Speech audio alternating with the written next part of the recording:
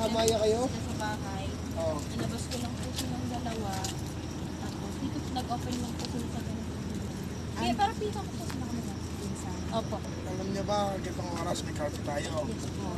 Alam niyo yun, di ba? Alam niyo. Tama bang lugar to para dito niyo ganapin yung pag-uusap niyo? Oh, lalo tigamaya kayo, hindi mo mulawin. Ang ganda lang. Okay naman yun. Kaya na, huwag na nagpas na personal. Karte tayo. Buti, humiwalay na sa amin yung business. Hindi, diretso kayo ng CNP. Doon kayo susundin ng mga magulang. May record kayo. Ano, marami nang nangyayari dito. Yun ang number one iniwasan namin dito. Marami dito, hold upan. Babay pa ng mga Halos lahat, in-hold, kahit may kasamang lalaki, no, hold up. Wala magawa, may mga pa rin. May magagawa pa kayo. Okay?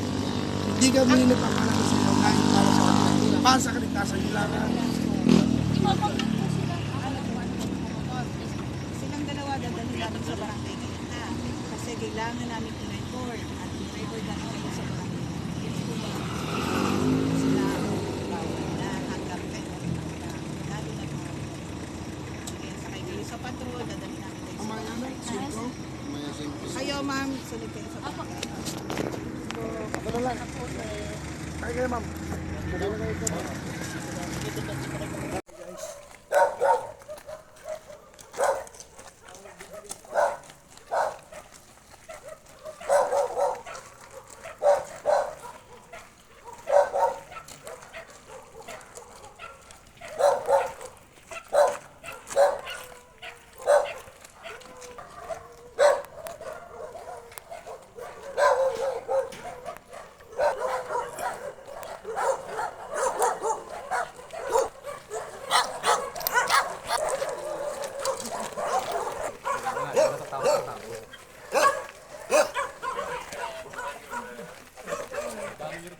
Bibidyo ko eh.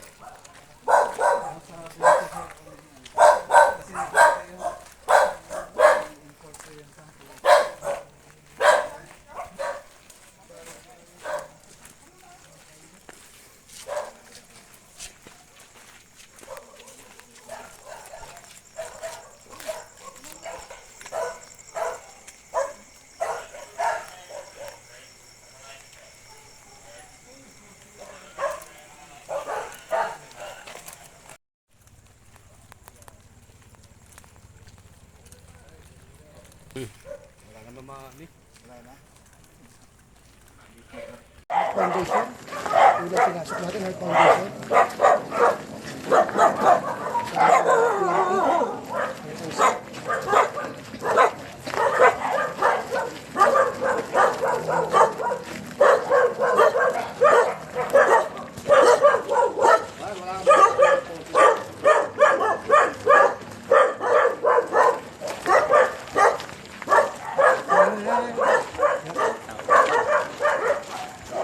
Dito po kami ngayon sa foundation para kita-out lang ang galungan. Kasama po natin natin yung mga pinagpitansa. At ang ating mga peace officer. At RSO. team. Teamwork. Tayo at ng galugan. Sa mga buong tropa. Ang ating HOA President at Vice.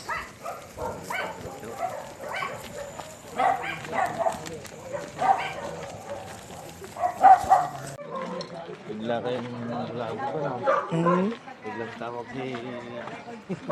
Si Pres. Nabigla din kami eh. Sutol nga, nandun pa galing sa bahay. Sabi niya, itawag. Kaano nga kami. Tawag kita.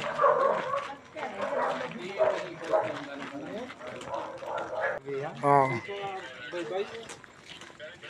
Sama po namin ang ating butihing kapitana sa pag-ikot para ipatupad ang Oplang Galugad.